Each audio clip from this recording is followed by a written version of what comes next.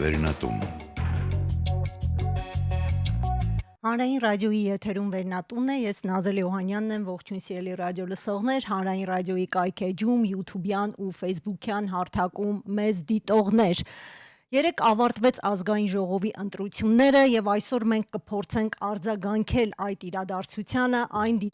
դիտարկելով մշակութային ու արժեքային հարթության վրա։ Իսկ իմ հյուրը ռեժիսոր Ռուբեն Բաբայանն է։ Շնորհակալություն պարոն Բաբայան, մեզ հյուր ընկալվելու համար։ Ես եմ շնորհակալ։ Պարոն Բաբայան, եթե նայենք մշակութային տեսանկյունից, ինչ է ընտրելու մշակույթը եւ ինչ ընտրեցինք մենք։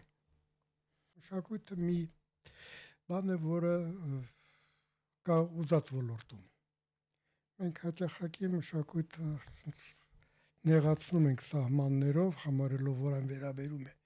միայն արվեստին, բայց մշակույթը պետք է լինի եւ կենցաղի մեջ, եւ կրթության մեջ, եւ առողջապահության մեջ, եւ բանակի մեջ, եւ քաղաքականության մեջ, խոսքի մեջ։ Մենք օգտագործում ենք բանավեճ եզրույթը, այդ բառը, որը ինքը շատ հագեցած է մշակույթով։ Դա պարզապես վեճ մենք որոշակի բանի մասին ենք վիճում։ Եվ եթե մենք վիճում ենք որոշակի երևույթի մասին, մեր միտոցների մասին եւ ուզում ենք հասկացված լինել, ապա դա պահանջում է առաջին հերթին հարգանք դիմացինի հանդեպ, նույնիսկ անկախ նրանից ընդունում ես այդ մտքերը թե չէ։ Եթե սա պարզապես վերանում է վեճի, ապա այդտեղ անջատվում է տրամաբանությունը, առաջ է մղվում զուտ էմոցիոնալ դաշտը եւ դժվար է ասել, թե արդյոք կարողանում ես համոզել կամ գոնե շատ ճիշտ ձևով ներկայացնել քո փաստարկները։ Կարծում եմ այս ընտրությունները համենայն դեպս այդ նախընտրական process-ը շատ հեռու էր մշակույթից։ Ինքս անկեղծ ասած այդքան էլ մեծ ուշադրություն չեմ դարձրել այս մեկ ամսվա ուրեմն քարոզչանը, որտեվ համարում եմ, որ ավելի ճիշտ է դատել գործերով, որոնք իրականացվել են տարիներ շարունակ կամ չեն իրականացվել։ Թե չէ, մեկ ամսվա ընթացքում ով ինչ ասեց կարող է խոստանալ, ասել, ինչպես ուզես վիրավորել դիմացին կամ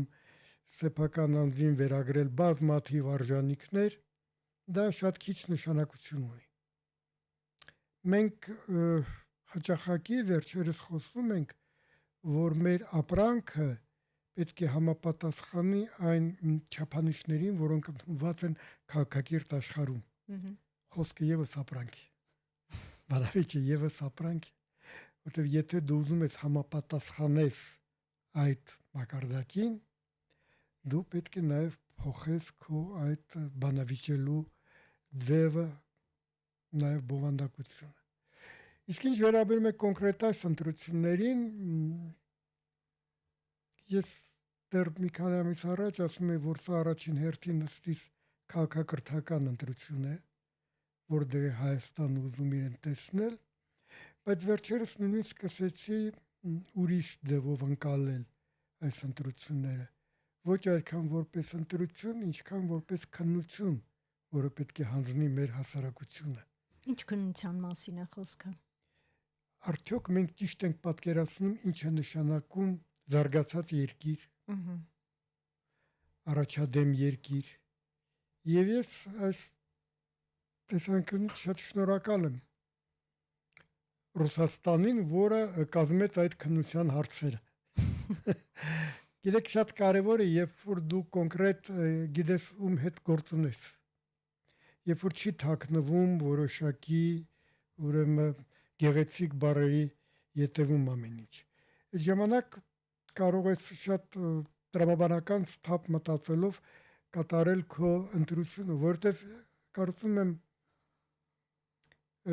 մետագույն նվերը, որը մեզ ի վերուս տված է, դա ընտրության իրավունքն է։ Մենք ինքներս ենք ընտրում, ինչ ենք ուզում լինել։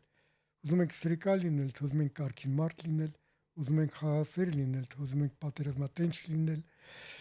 ուզում ենք բարի լինել, թե ուզում ենք չար լինել, երբ մենք շեղվում ենք այդ ընտրությունից դեպի բացասականը, մենք միշտ ման են գալիս արտաքին արդարացումներ։ Արտաքին արդարացումներ չկան։ Կարելի են բանտում նստել եւ լինել ազատ մարդ։ Սերգեյ Փարաջանովը լավագույն օրինակն էր դրա։ Եվ կարելի է հակառակ լինել ազատության մեջ ձևականորեն, բայց լինել ահավոր կասկանդված եւ ոչ ազատ։ Քիչ առաջ դուք զարգացած ու առաջադեմ երկրի մասին այսպես նշեցիք, ձեր կարծիքով չափանիշները որոնք են զարգացած եւ առաջադեմ երկրի նախ եւ առաջ։ Որակը։ Մենք հաճախակի խոսում ենք ազգայինի մասին, չէ՞։ Այս ազգային, այս ազգային չի։ Եվ անկեղծ ասած ոչ ոք չի կարող կոնկրետ տալ այդ ազգայինի բնութագիրը։ Ես կարծում ազգայինը նա ինչ որ ունի որակ։ Այնինչ որակ չունի չի կարող լինել ազգային։ Ընդ որում այդ որակը մի բան է, որը ներկայացվում է ուզած ոլորտում։ Դու պետք է ստանաս որակյալ կրթություն։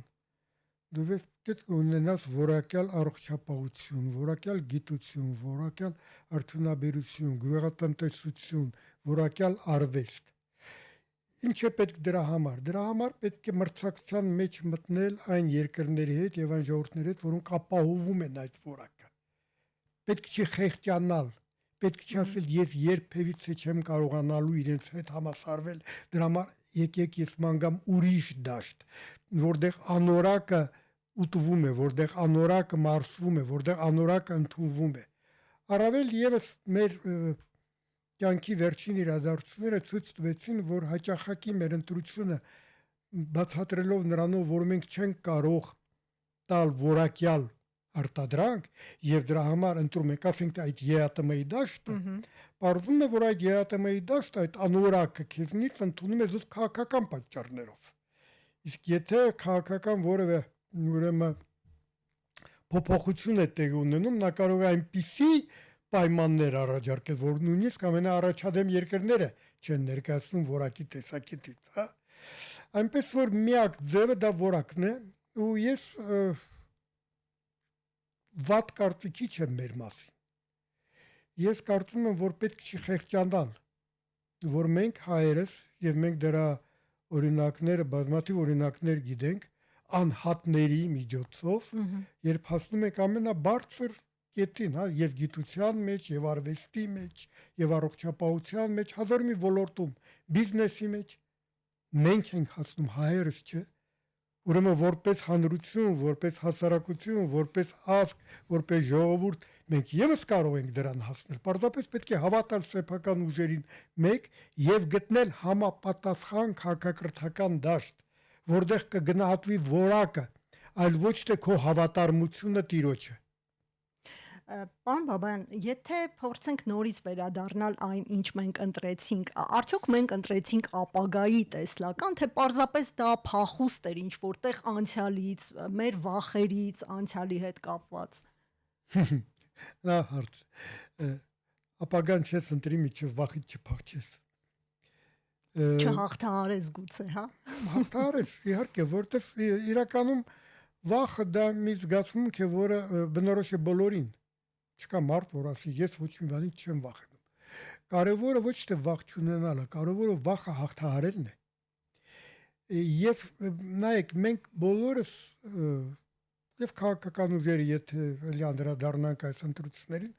խոսում ենք ազատության մասին, որտեղ հասկանում ենք, որ ազատությունը դա մեծագույն արժեք է։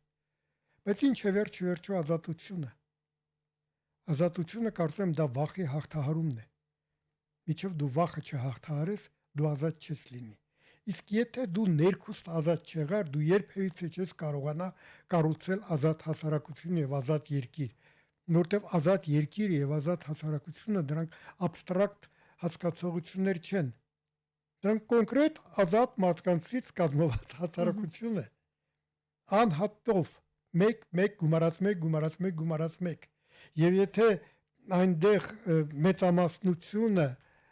իշխող մեծամասնությունը ոչ ազատ մարդկանցից են, այդ երկիրը ինչքան էլ հրճակի ազատ տարբեր տեսակի ուրեմն կարգախոսներ երբեք ազատ չի լինի։ Ընդհանրապես այն ամենը ինչ որ գալիս է ու կառուցվում է մեզնից դուրս, սկզբից կառուցվում է մեր ներսում, մեր մտածողության մեջ։ Եվ մենք հաճախակի կամավոր ձևով ենք հրաժարվում ազատությունից։ Նայեք ինչքան տարածված է մեր հանրության մեջ հետևյալ խոսույթը. այ գար մեկը տեր կանգներ մեզ։ Այո։ Ում է պետք տերը։ Մենք ստրուկին։ Ազատ մարդուն տեր պետք չի։ Ազատ մարդ ինքն է տեր իր ճակատագրի։ Մեկը գար այս ժողովրդին սիրեր, սա ինչ։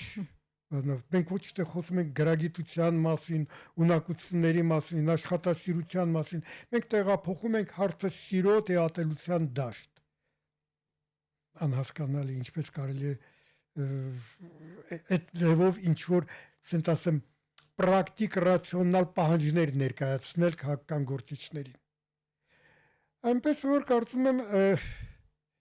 եւ միշտ ասել եմ դրա մասին, ես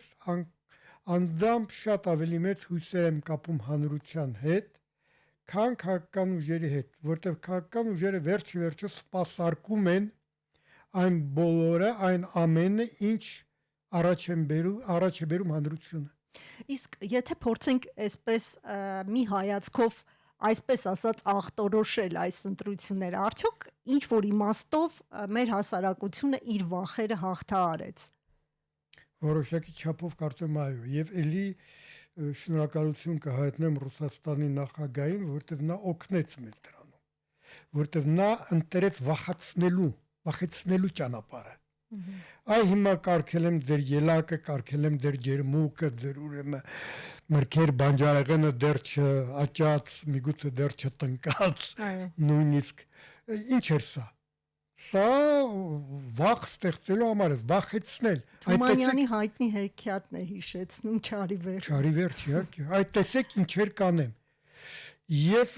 դրա համար ասեմ շատ շնորհակալ եմ, որովհետև այս քայլին գնալը եւ խոսքը չի գնում կոնկրետ, ասենք թե այն կուսակցությանը, որը հաղթահարեց, հա, որը մեծամասնություն գրեց։ Խոսքը գնում է ներքուստ մարդիկ դիմադրեցին դրան, ներքուստ չհամաձայնվեցին, գլուխը չկախեցին, չասեցին այո տերիմ, ինչպես ասես,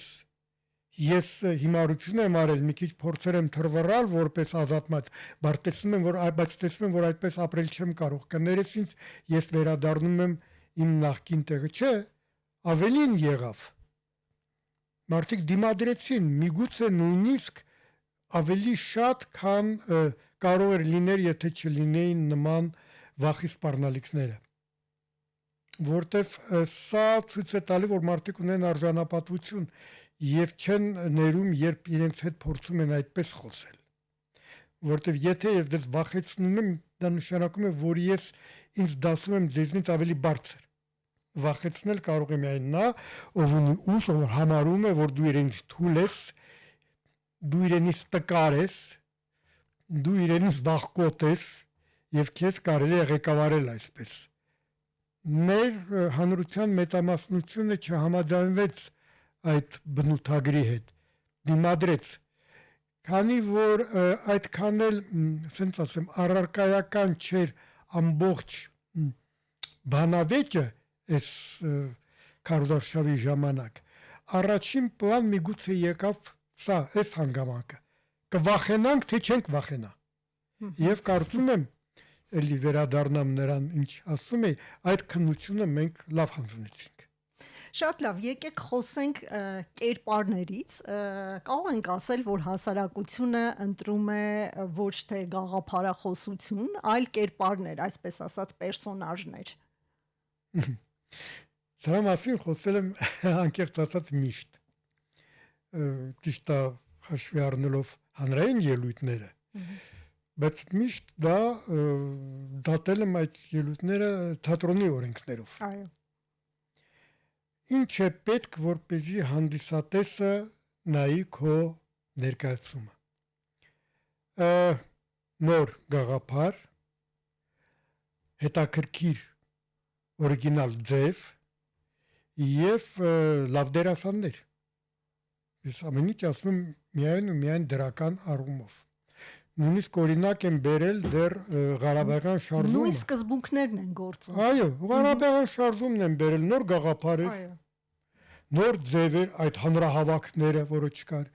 եւ շատ հետաքրքիր կերպարներ էին։ Մեկը կոմեդիա դելարտեի կերպարներն էին, մեկը մյուսից տարբերվող, շատ խիստ ու շատ հետաքրքիր, շատ տաղանդավոր։ Հետո ինչքան փորձեցին կրկնել, չստացվեց։ Նոր գաղափարներ չկային, ձևը նույնն էր, գալիս են բոլորը հրապարակում հավաքվում էին, դերասանները այդքան էլ տաղանդավոր չէին, եւ դրա համար ոչ մի կերպ չէին կարողանում հաղթել։ Հետո եկավ 18 թիվ, նոր գաղափար, նոր ձև, ոչ թե հրապարակում հավաքվել, այլ շրջել ամբողջ քաղաքով մեկ այս փողոցը փակել, նոր ձև է դա։ Եվ արդեն մի դերասան տաղանդավոր, որը վերցրեց իր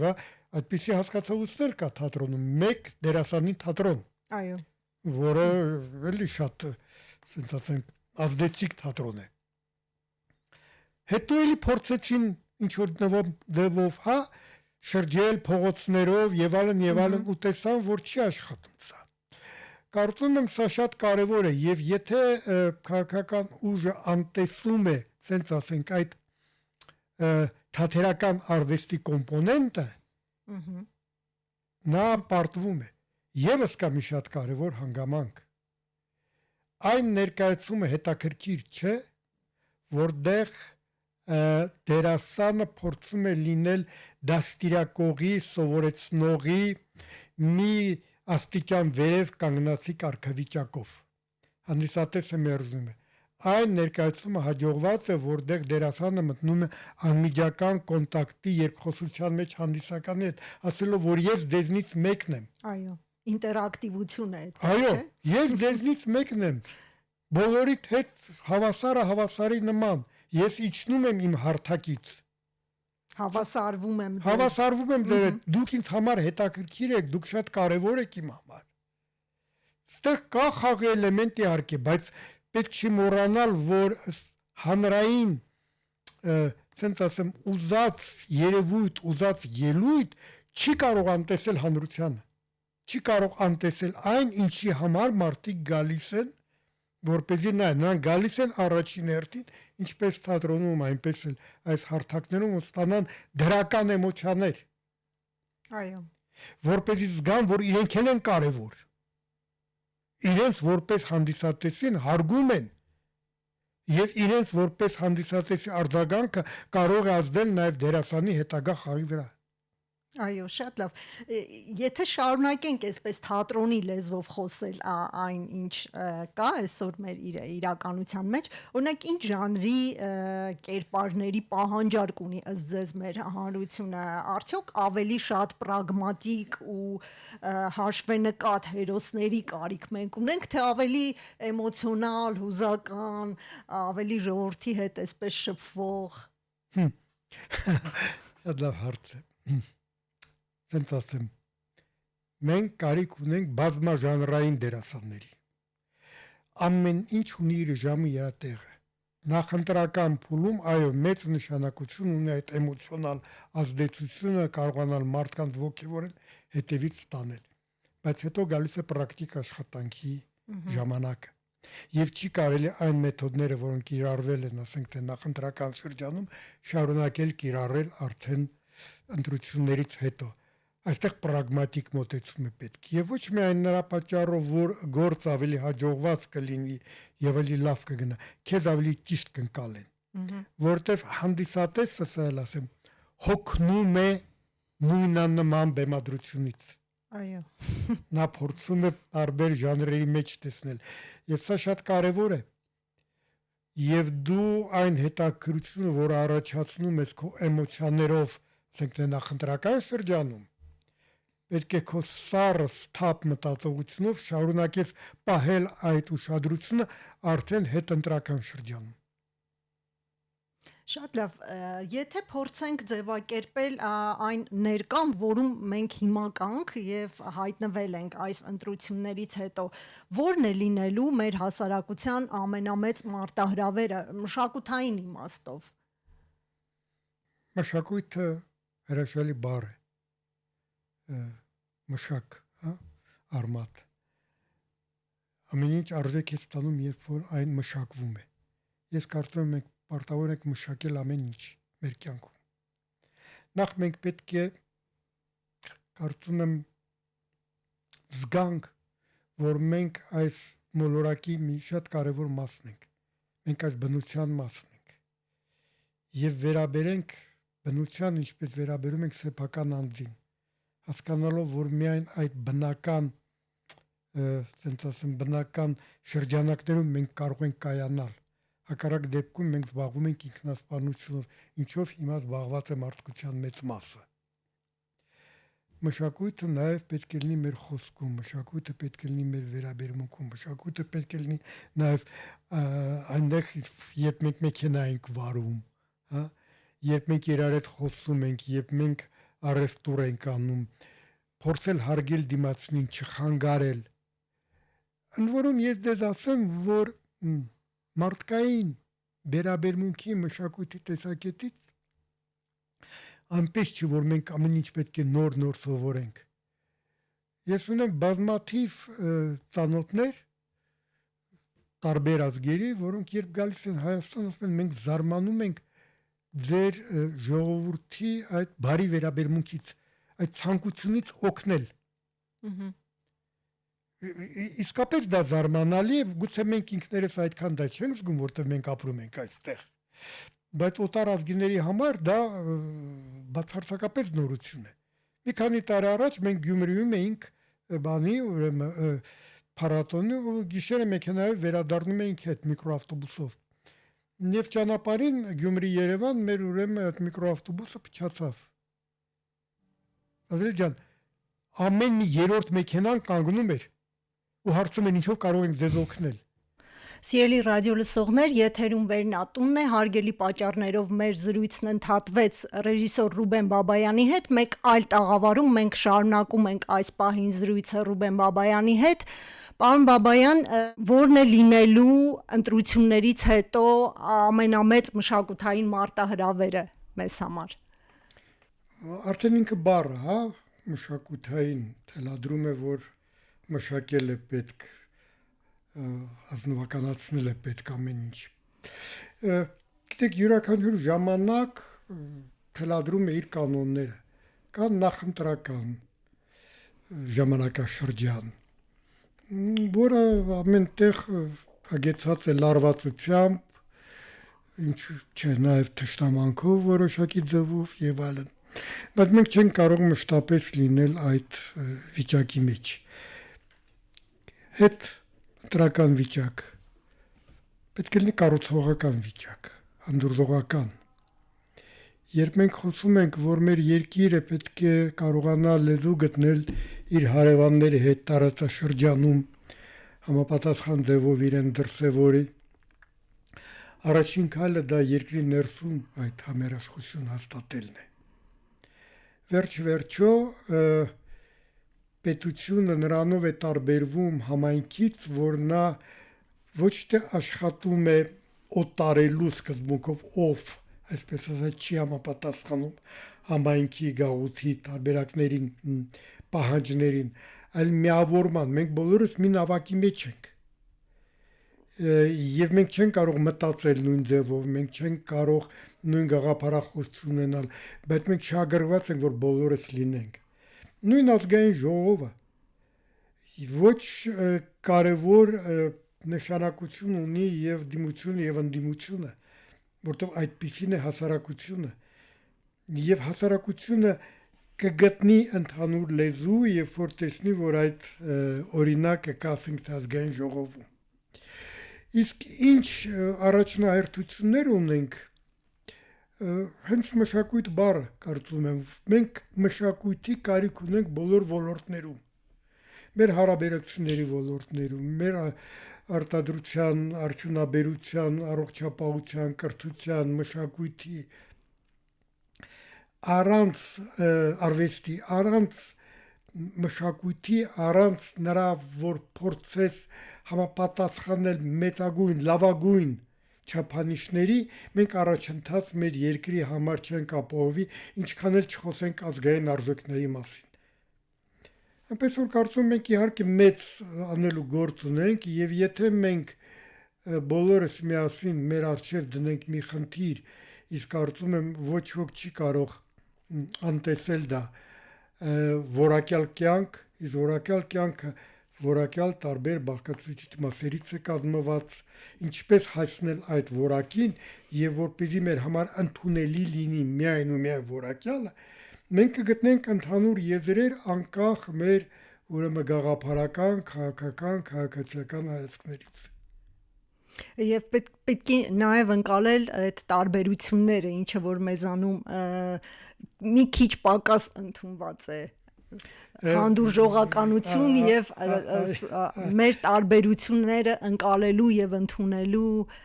այդ մեր տարբերությունները մտածողության եւ այլն։ Մեր տարբերությունները մեր հարստությունն է, որտեղ մարդիկ տարբեր են, յուրաքանչյուր մարդ մի տիեզերք է, չկա երկու նույնանման մարդ, դա սուտ է, այդ նույնականությունը բնորոշ է պարզապես բռնապետական երկրների են, այն էլ զուտ քարոզչական տեսակետից։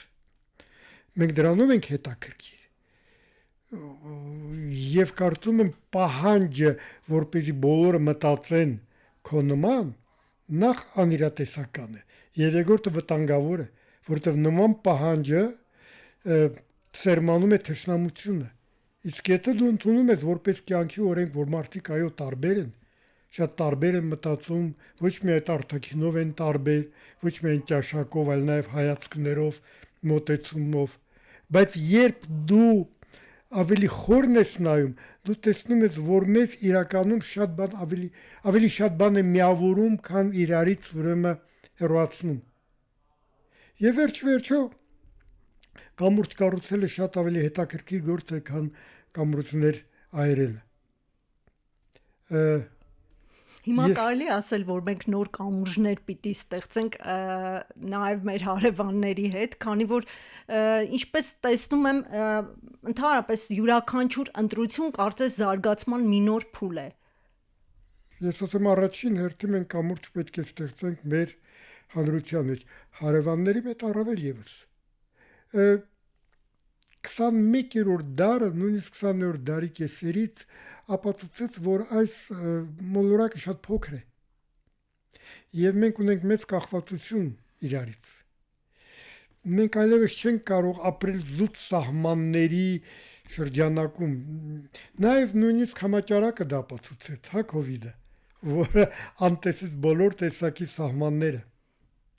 Նույնը մենք ենք։ Եվ երբ մենք իրականում շփվում ենք տարբեր մարդկանց հետ, տարբեր ազգերի, տարբեր երկրների ներկայացուցիչների, մենք տեսնում ենք, որ կոնկրետ մարդկանց հետ ենք երբ որ շփվում, այլ ոչ թե абստրակտ պատկերացնում ենք, այ ֆրանսիացին էսպիսին է, թուրք այսպիսին է, ռուս այսպիսին է, ոչ, կոնկրետ, սա, դու տեսնում ես ինչքան ընդհանուր բաներ մենք ունենք։ Եվ հաճախակի մեր ընդհանրությունները նույնիսկ մեր անհատի նկատի ունեմ ընդհանրությունները տարբեր ազգերի ներկայացուցիչների հետ շատ ավելի են լինում, քան քո ընդհանրությունները քո ազգի ներկայացուցիչների հետ։ Հետաքրություններ։ Մենք իրականում պետք է հաղթահարենք այդ սխալ թեզը, որ մենք օտար ենք։ Դա ցավոք սրտի նաև մեր լեզվամտածողության մեջ կա։ Օտար երկիր, օտար ազգ, չէ՞։ Սա գրական լեզու է, բայց այդ գրական լեզուն արտացոլում է մտածողությունը։ Մենք օտար չենք իրականում։ Այդ օտարությունից պետք է հրաժարվել։ Մենք միայն ու միայն կշահենք, երբ որ կհասկանանք, որ օտար ոչ մի բան չկա։ Կարող են լինել տարբեր, եւ դա լավ է, բայց ոչ օտար։ Շատ լավ, եկեք ամփոփենք մեր զրույցը, ինչ սպասելիքներ ունենանք։ Պետք է արդյոք այս ընտրությունները համարել, որ մենք ինչ որ մի տեսակի պատասխանատվություն մեր վրա վերցրեցինք։ Եվ որպես ազգ, եւ որպես անհատ։ Միգուցե յուրաքանչյուր ընտրություն առավել եւս նման ընտրություն, որը իր մեջ կրում էր այդ քաղաքակրթական ընտրության բաղադրիչ, իհարկե որոշակի պատասխանատվություն է։ Ավելին, մենք խոսեցինք ձեր հետ սկզբում ազատության մասին։ Ազատությունը առաջին հերթին պատասխանատվություն է։ Երբ դու պատասխանատու ես քո կյանքի հանդեպ, քո ընտանիքի կյանքի, քո երեխաների, քո ծնողների, քո շրջապատի, քո ժողովրդի, քո երկրի, եթե դու ազատ ես։ Եթե դու ազատ չես, դու որևէ պատասխանատվություն չես կրում։ Պատասխանատվություն կրելը գուցե մի քիչ դժվար գործ է, բայց հաճելի է։ Երբ դու այդ պատասխանատվությունը քո երկրի հանդեպ, քո ժողովրդի հանդեպ, անձամբ քո հանդեպ փոխանցում ես ուրիշին, դու սրա հետ միասին փոխանցում ես նաև քո ազատության մասը։ Չի կարող մեկ առանց մյուսի լինել։ Ես կարծում եմ այն անկախ մարդկանց համակրանքներից, անկախ ընտրության արդյունքներից, այն ազատությունը, որը մենք ձեռք ենք բերում ամեն օր, իսկ եկեք համաձայնենք, որ բոլոր դեպքերում արդեն եկել է նոր սերունդ, որը շատ ուրիշ ձևով է մտածում, որը ծնվել է անկախ Հայաստանում, ձևավորվել է անկախ Հայաստանում, իր բոլոր թերությունով, իր բոլոր կիսատ պրատ, ուրեմն պետական ատրիբուտներով, բայց միևնույն անկախ երկրում։ Եվ գնալով այդ տենդենսը ավելի է մեծանալու։ Մարդիկ չեն ուզենալու ազատությունից հրաժարվել անկախ նրանից, թե ում ինչ գումար կամ ինչ-որ մի ուրիշ բան կխոստանան կամ կտան։ Եվ երբ դու ազատ ես, դու պատասխանատու ես, դու տեր ես, իսկ եթե դու տեր ես, դու մտածում ես ինչպես անես, որ քո կյանքը դառնա ավելի հետաքրքիր, ավելի բովանդակային, ավելի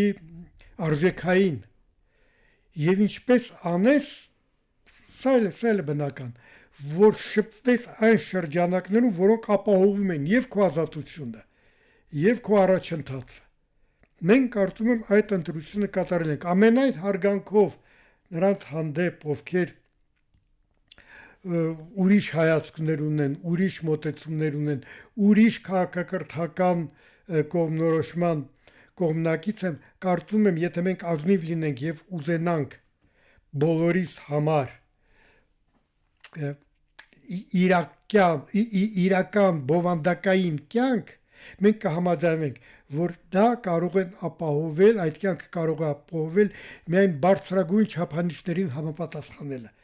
Դժվար է դրան հասնել, բայց ձգտել պետք է։ Իսկ եթե ձգտում ես ինչ-որ մի բանի, հաստատ կհասնես։ Շնորհակալություն, պարոն Բաբայան, թերևս այսքանը։ Սիրելի ռադիոլսողներ, իմ հյուրն այսօր ռեժիսոր Ռուբեն Բաբայանն էր։ Մենք խոսում էինք հետ ընտրական տրամադրությունների մասին, բայց փորձում էինք դիտարկել այն մշակութային եւ արժեքային, այսպես դիտանկյունից։ Զրույցը վարեց Նազել Յոհանյանը, կհանդիպենք։